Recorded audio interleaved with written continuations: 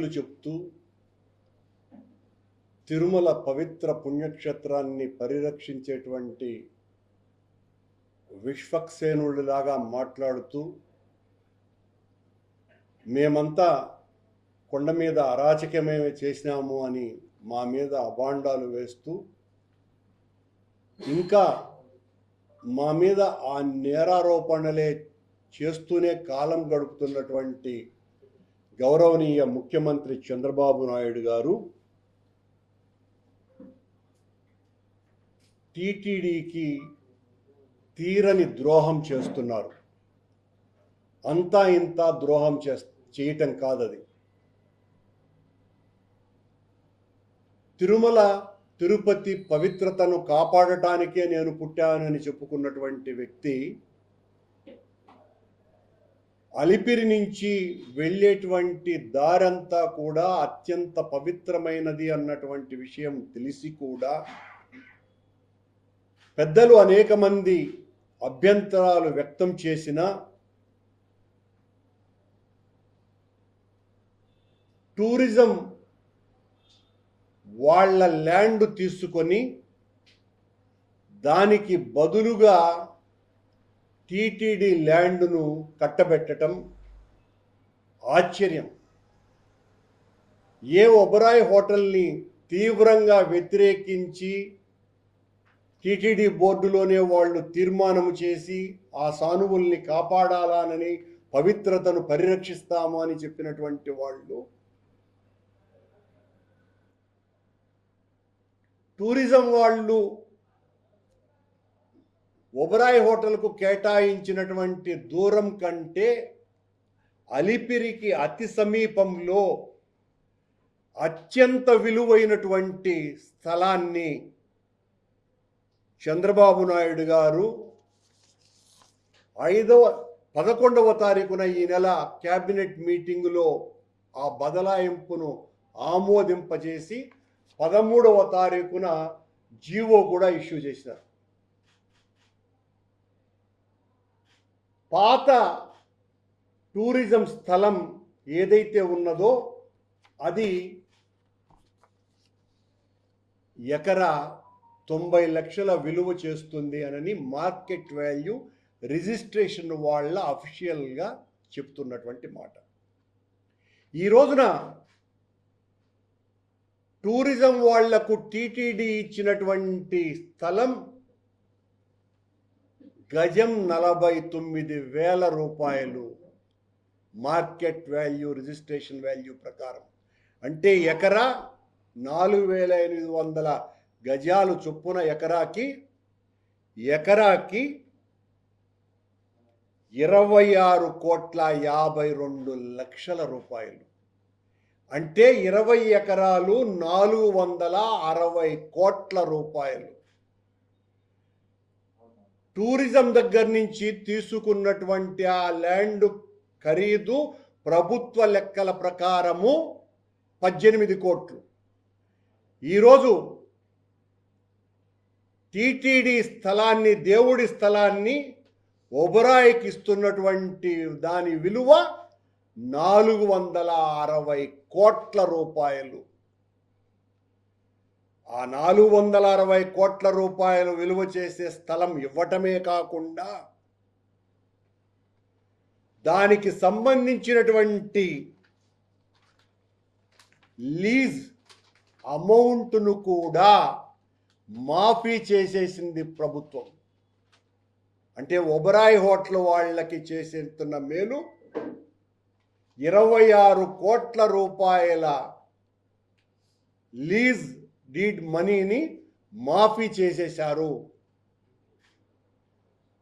అంతే కూడా కాకుండా పాత ధరల ప్రకారం అంటే ఆ ఎకరా 90 లక్షలకు 1% చొప్పున,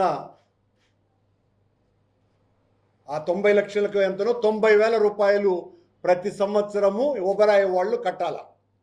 కానీ ఇప్పుడు ఎకరాకు 26 కోట్లు అంటే దాదాపు 1,17,00,000 కట్టాల. కానీ పాత ఏదైతే ఉన్నదో ఆ 90 లక్షల ఖరీదుకు ఎంత ఇస్తారో అంతే ఇవ్వమని ప్రభుత్వం ఆదేశించింది. అలాగే ఎక్స్చేంజ్కి సంబంధించి దాదాపు 32,60,95,00,000 రూపాయలను కూడా మాఫీ చేసింది. టూరిజం నుంచి టీటీడీకి, టీటీడీ నుంచి టూరిజానికి. ఈ మొత్తం వ్యవహారాన్ని చేయటం మూలంగా ఎవరో ఒక సద్బ్రాహ్మణుడు, అత్యంత నిష్ఠాగరిష్ఠుడైనటువంటి మహాపురుషుడెవరో 100 సంవత్సరాల క్రితం భగవంతుడికి ఇనాముగా ఇచ్చినటువంటి ఆ భూమి ఈ రోజున ఇలా ఒక ప్రైవేటు వ్యక్తుల గుప్పిట్లేకి మళ్ళే విధంగా చంద్రబాబు నాయుడు గారు పూర్తి చేసేశారు. ఇది మార్కెట్ విలువ ప్రకారమే 466 కోట్లు సుమా. బహిరంగ మార్కెట్లో కనీసం అంటే 3,000 కోట్ల రూపాయలు విలువ చేసేటువంటి స్థలం. కోహినూరు వజ్రానికి ఏ రకంగా వెల కట్టలేమో టీటీడీ స్థలమైనటువంటి ఈ స్థలానికి కూడా అలా వెల కట్టలేము. ఇది అర్బన్ ల్యాండ్లో ఉన్నది, పాత స్థలము రూరల్ ఏరియాలో ఉన్నది. దాని రిజిస్ట్రేషన్ వాల్యూకి, దాని మార్కెట్ బహిరంగ మార్కెట్ విలువకి, దీని మార్కెట్ విలువకి హస్తిమ శకాంతపు తేడా ఉన్నది. ఎంత ఆశ్చర్యం అంటే చంద్రబాబు నాయుడు గారు సాక్షాత్తు వెంకటేశ్వర స్వామి పేరు చెప్తూ టీటీడీకి ఎసరు పెట్టేశాడు. 3,000 కోట్ల రూపాయలు విలువ చేసేటువంటి స్థలాన్ని అప్పనంగా ఆ ఒబరాయ్ హోటల్ వాళ్ళు ముంతాజ్ హోటల్స్ అనే పేరును మార్చినారు. సర్వా అనే పేరు మార్చినారు. అంటే శంకరయ్య సులేమానుగా మారినట్టుగా వాళ్ళు ముంతాజ్ హోటల్కు ఇంకొక పేరు పెట్టారు. పెట్టమని చంద్రబాబు నాయుడు గారు చెప్పుంటారు. వాళ్ళ పేరు అది పెట్టిన తర్వాత ఈ తతంగమంతా నడిపించి 13వ తారీఖున రిజిస్ట్రేషన్ చేస్తే ఇప్పటి వరకు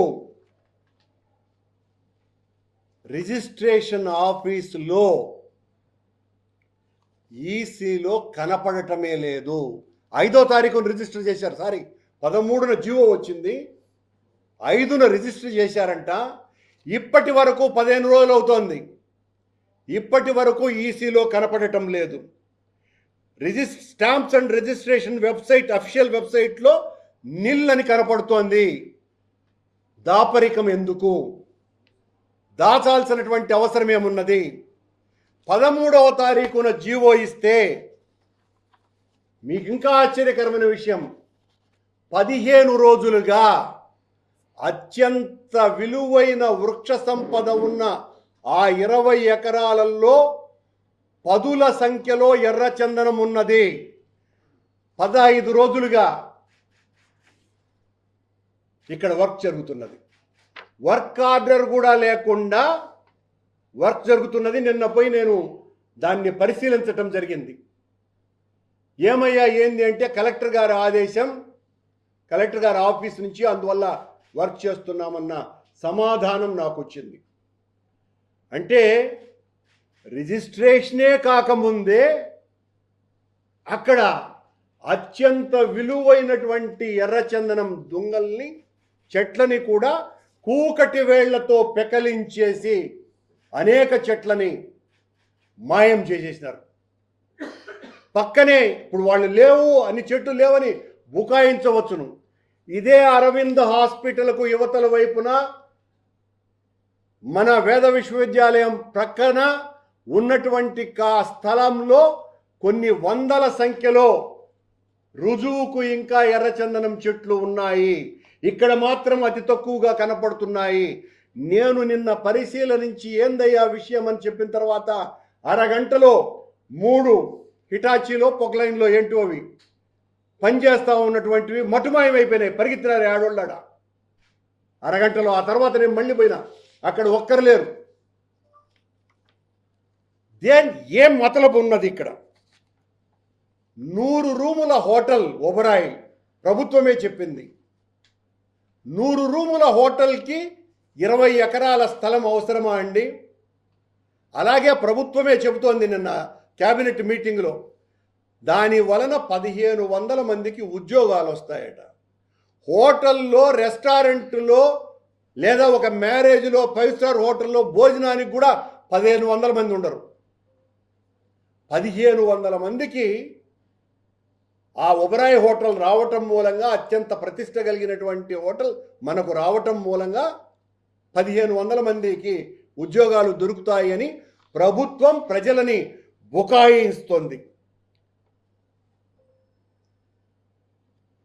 రెవెన్యూ ల్యాండ్ ఉండగా మేము స్పష్టంగా డిమాండ్ చేస్తున్నాం, మీరు టూరిజం ల్యాండ్ను టీటీడీ తీసుకున్నది కదా, మీరెందుకు టీటీడీ ల్యాండ్ను ఒబరాయ్ హోటల్కి ఇస్తారు? ప్రభుత్వం దగ్గర కొన్ని వేల ఎకరాలు ఉన్నది కదా, తిరుపతి చుట్టుపక్కలే కొన్ని వందల ఎకరాలు ఉన్నది కదా, అయినా మీరు ఈ 5 స్టార్ హోటల్కి పేరు మార్చితే ఇంత విలువైన 3000 కోట్ల రూపాయల ఖరీదు చేసేటువంటి భూమిని ఎందుకు ఇచ్చినారు? దాన్ని మీరు ఎలా సమర్థించుకుంటారు? పరకామణి దొంగతనం కంటే కొన్ని 100 రెట్లు దోపిడీ కాదా ఇది? ఎవరైనా దేవుడికి ఇస్తారు,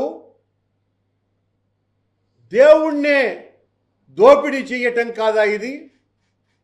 దేవుణ్ణి దోపిడీ చేసి ఆ ఒబరాయ్ హోటల్ వాళ్లకు దారాదత్తం చేయటం కాదా ఇది? 3000 కోట్ల రూపాయల స్థలం ఇది సాంప్రదాయంగా మారదా? ఈ రోజున సాక్షాత్తు దేవదేవుని ఆస్తి అయినటువంటి స్థలాన్నే ఒక ప్రైవేటు సంస్థకు మీరు, అది కూడా ఒక 5 స్టార్ హోటల్కు ఇస్తే, ఇదే సాంప్రదాయం రేపు భవిష్యత్తులో మొత్తం దేవాదాయ శాఖలో ఉన్నటువంటి అన్ని గుళ్ళు ఏదో ఒక వ్యాపారాత్మకమైనటువంటి ఆలోచనతో ఇలా దారాదత్తం చేయటానికి, ఓ సాంప్రదాయానికి ఇది శ్రీకారం చుట్టడం కాదా? ఈ రోజున మీరు టీటీడీ స్థలం ఒబరాయ్ హోటల్కి ఇస్తే టీటీడీకి వచ్చిన లాభం ఏంటి? ఇందులో ఒక్క ₹1 అయినా టీటీడీకి లాభం ఉన్నదా? ఒక్క ₹1 లాభం కూడా లేకుండా ఆ ఇనాం ల్యాండ్, అది కూడా ఆ ఇనాం ల్యాండ్ని ఎవరి మేలు కోసమని ఇన్ని ఎగ్జంప్షన్స్ ఇచ్చినారు మీరు? భగవంతునికి ఏమి ఎగ్జంప్షన్ ఇచ్చినారు? భగవంతుడిని దోపిడీ చేసి ఒబరాయ్ హోటల్కి అప్పగించినారు. వీళ్ళకేమో మొత్తం అన్ని ఎగ్జంప్షన్స్ ఇచ్చినారు. 2 కోట్ల బిల్డింగ్ ఫీజు కూడా అడ్జస్ట్ చేసేసారు. మీరు పాత చోట కట్టేసినారు కాబట్టి దాన్నేమి ఇబ్బంది పెట్టాల్సిన అవసరం లేదు అని అడ్జస్ట్ చేసేసారు. 26 కోట్ల స్టాంప్ డ్యూటీని మాఫీ చేసేసారు. 2007 2వ తారీఖు 6వ నెల మా నాయకుడు రాజశేఖర రెడ్డి గారు ముఖ్యమంత్రిగా ఉండగా తిరుమల దివ్యక్షేత్రానికి సంబంధించి మొత్తం 7 కొండల జీవో తెచ్చినారు ఆయన. అందులో భాగంగానే ఆ స్థలాలలోనే ఇప్పుడున్నటువంటి 20 ఎకరాల స్థలం కూడా ఉన్నది. దీన్ని మీరు ఎలా ప్రైవేట్ వ్యక్తులకు ఇస్తారు? అందులో భాగం కదా ఇది. ఇది దోపిడీ కాదా? సాక్షాత్తు వెంకటేశ్వర స్వామికే 3 నామాలు చుట్టడం కాదా చంద్రబాబు నాయుడు గారు? మామూలుగా కొండకు వెళితే భక్తులకు 3 నామాలు తీస్తారు. చంద్రబాబు నాయుడు గారు సాక్షాత్తు 3000 కోట్ల రూపాయల టీటీడీ స్థలాన్ని ఒబరాయ్ హోటల్కి ఇచ్చి వెంకటేశ్వర స్వామికే నామాలు పెట్టాడు. ఇంతకంటే పచ్చి దోపిడీ, దురాగతం, అన్యాయం, అక్రమం టీటీడీ చరిత్రలోనే జరగలేదు అన్న దాంట్లో ఏమాత్రం కూడా సందేహం లేదు. మీరా పవిత్రత కాపాడుతామని చెప్పేది? మీరా వెంకటేశ్వరం స్వామి క్షేత్రం యొక్క ప్రాశస్త్యాన్ని నిలుపుతాము, కాపాడుతాము, పరిరక్షిస్తాము అని చెప్పేది. 3,000 కోట్ల రూపాయలు విలువ చేసేటువంటి స్వామి స్థలాన్ని అప్పనంగా ఒక ప్రైవేటు సంస్థకి ఇచ్చేస్తారా? అది కూడా ఒక 5 స్టార్ హోటల్కి, 100 రూముల హోటల్కు 300 మంది కూడా పనిచేయరు. దానికి మళ్ళీ అబద్ధాలు, 1,500 మందికి ఉద్యోగాలు ఇస్తారని. మీరు చేసినటువంటి ఆ రిజిస్ట్రేషన్ ఇప్పటి వరకు వెబ్సైట్లో కనపడమే లేదు.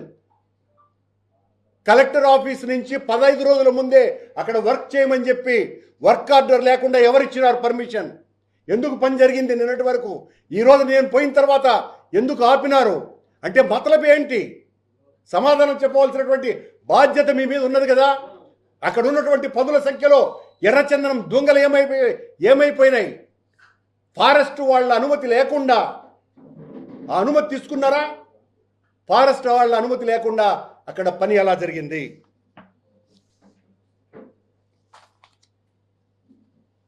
దానికి తోడు అది ఎకో సెన్సిటివ్